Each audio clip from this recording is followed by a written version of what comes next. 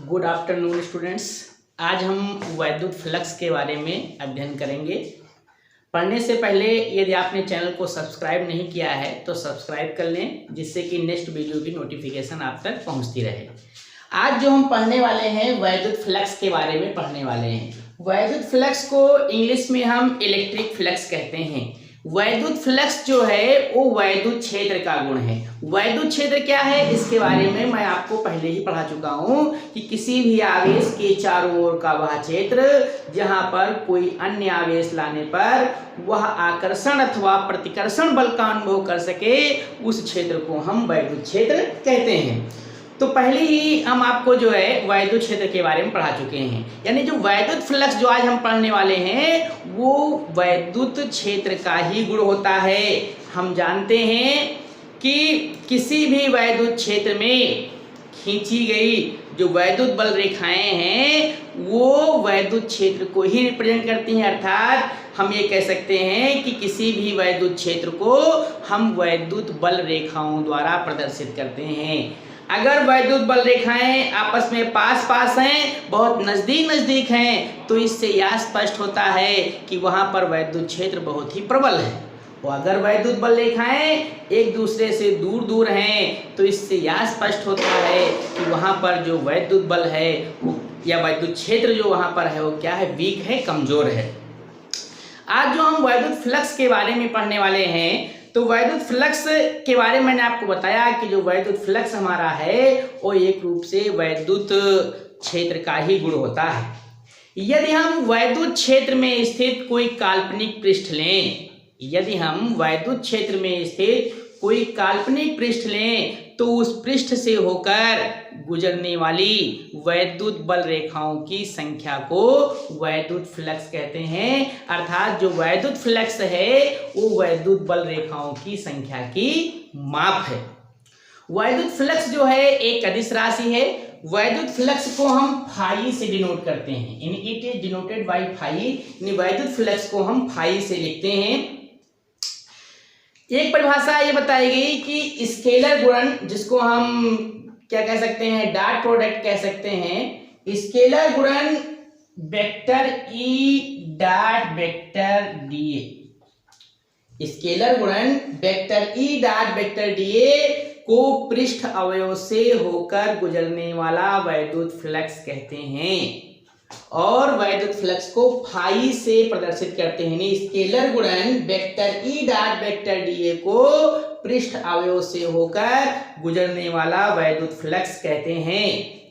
यानी आपका ये हो जाएगा कि जो वैद्युत फ्लक्स फाई है ये हो जाएगा in total integration of A vector E dot vector DA, जहां टोटल इंटीग्रेशन ऑफ ये जो है बराबर संपूर्ण पृष्ठ के लिए पृष्ठीय समाकलन है। यानी जो टोटल इंटीग्रेशन ऑफ ए है वो संपूर्ण पृष्ठ के लिए क्या है, पृष्ठीय समाकलन है। अब हम ये जानें कि यदि जो वैद्युत बल रेखाएं हैं पृष्ठ से बाहर निकल रही हैं, जब वैद्युत बल रेखाएं पृष्ठ से बाहर निकलती हैं तो जो वैद्युत फ्लक्स फाई है इसका मान धनात्मक होता है। और जब वैद्युत बल रेखाएं पृष्ठ की ओर आती हैं, यानी पृष्ठ के अंदर आती हैं, तो वैद्युत फ्लक्स फाई जो होता है इसका मान ऋणात्मक होता है।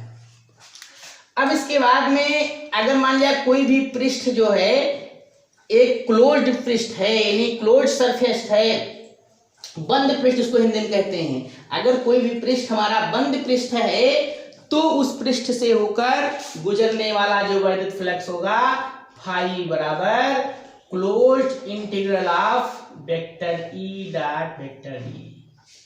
ये जो है बंद पृष्ठ से होकर गुजरने वाला वैद्युत फ्लक्स होता है, closed integral of vector E dot vector D होता है। जहां वेक्टर ई जो है ये वैद्युत क्षेत्र है, जहां वेक्टर ई बराबर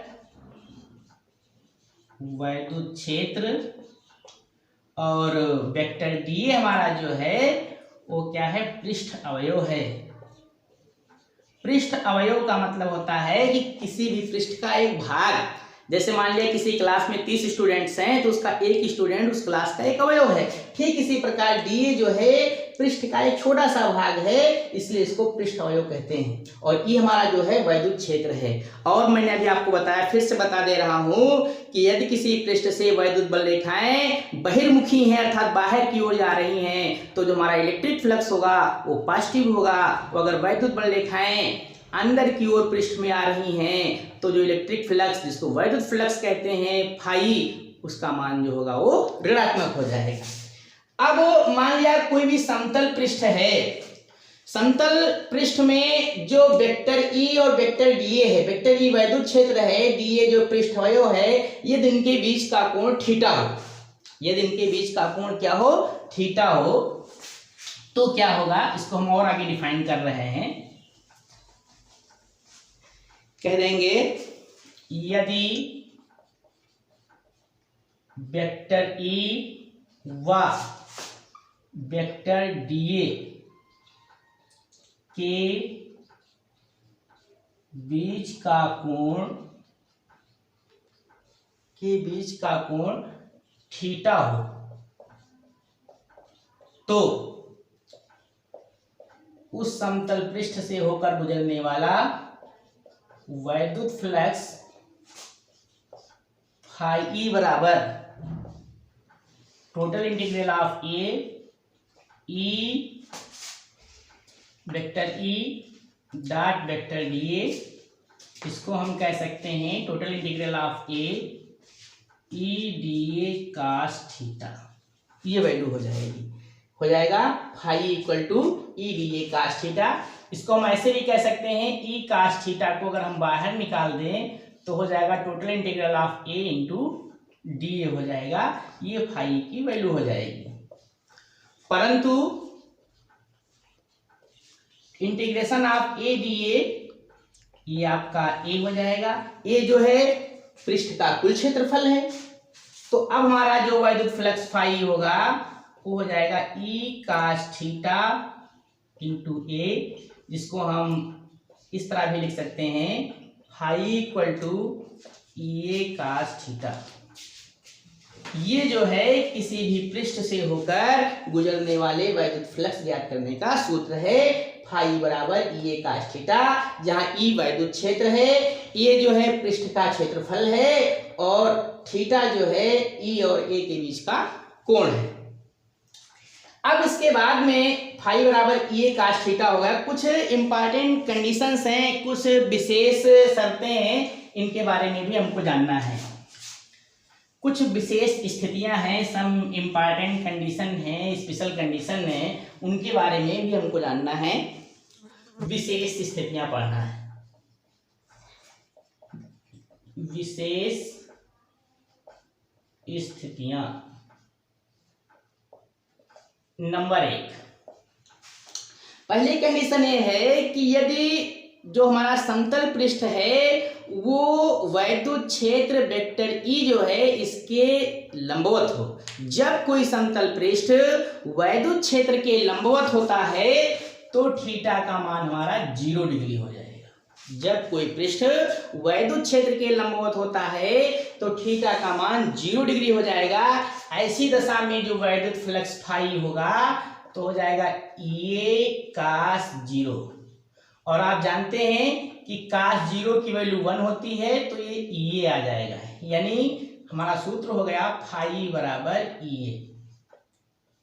ये कब हुआ, जब हमारा समतल पृष्ठ जो था वो वैद्युत क्षेत्र के लंबवत है। तो रिजल्ट ये हमको मिला कि जब कोई समतल पृष्ठ वैद्युत क्षेत्र के लंबवत होता है तो उस पृष्ठ से होकर गुजरने वाला वैद्युत फ्लक्स फाई बराबर ए होता है, और ऐसी दशा में वैद्युत फ्लक्स का मान अधिकतम होगा। सेकेंड कंडीशन है जब कोई समतल पृष्ठ वैद्युत क्षेत्र के समांतर हो। तो जब कोई समतल पृष्ठ वैद्युत क्षेत्र के समांतर होता है तो उस कंडीशन में थीटा का मान 90 डिग्री होता है, और जब थीटा 90 हो जाएगा तो वैद्युत फ्लक्स फाई बराबर ये कास 90 हो जाएगा, और कास 90 की वैल्यू आप जानते हैं 0 होती है, तो फाई बराबर जीरो हो जाएगा। तो इस तरीके से आपने दोनों कंडीशन को देखा कि जब कोई समतल पृष्ठ वैद्युत क्षेत्र के लंबवत होता है तो उस पृष्ठ से होकर गुजरने वाला वैद्युत फ्लक्स फाई बराबर ई होता है, अर्थात ऐसी कंडीशन में वैद्युत फ्लक्स का मान अधिकतम होता है। और नंबर 2 पढ़ा, जब कोई समतल पृष्ठ वैद्युत क्षेत्र के समांतर होता है तो ऐसे कंडीशन में थीटा का मान 90 डिग्री होगा, तो उस पृष्ठ से होकर गुजरने वाला वैद्युत फ्लक्स जीरो हो जाएगा। अर्थात वैद्युत फ्लक्स को मैंने आपको एक लाइन में बताया है कि वैद्युत फ्लक्स का मतलब होता है किसी पृष्ठ से होकर गुजरने वाली वैद्युत बल रेखाओं की संख्या। तो फाई का मान जीरो है, अर्थात उस पृष्ठ से होकर एक भी वैद्युत बल रेखाएं नहीं गुजरेंगी। फिर से सुन लीजिए, जब कोई पृष्ठ वैद्युत क्षेत्र वेक्टर ई के लंबवत होता है तो उस पृष्ठ से होकर गुजरने वाली वैद्युत बल रेखाओं की संख्या अधिकतम होती है, तथा जब कोई पृष्ठ वैद्युत क्षेत्र के समांतर होता है तो उस पृष्ठ से होकर गुजरने वाली वैद्युत बल रेखाओं की संख्या शून्य होती है, अर्थात उस पृष्ठ से एक भी वैद्युत बल रेखाएं नहीं गुजरेंगी। अब हम वैद्युत फ्लक्स फाई के मात्रक की बात करेंगे और इसकी डायमेंशन की बात करेंगे। तो सबसे पहले हम जानें कि वैद्युत फ्लक्स फाई का मात्रक क्या है। आपने वैद्युत फ्लक्स की जनरल इक्वेशन अभी पढ़ी है, फाई बराबर ई होता है। फाई बराबर या ई cos थीटा भी कह सकते हैं। तो यहां से वैद्युत फ्लक्स फाई का मात्रक जब निकालेंगे तो फाई का मात्रक बराबर हो जाएगा ई का मात्रक गुणे ए का मात्रक। कोई एंगल को शो करता है, एंगल की यूनिट यहाँ है नहीं, तो ई का मात्रक होता है न्यूटन प्रति कूलम। ये वैद्युत क्षेत्र ई का मात्रक है, आपको पहले से पढ़ाए हैं कैसे। ई बराबर एफ अपान क्यू होता है, तो एफ का मात्रक न्यूटन, क्यू का मात्रक कूलम, इसलिए ई का मात्रक न्यूटन प्रति कूलम होगा। ये हमारा क्षेत्रफल है, क्षेत्रफल की यूनिट आप जानते हैं मीटर स्क्वायर होती है।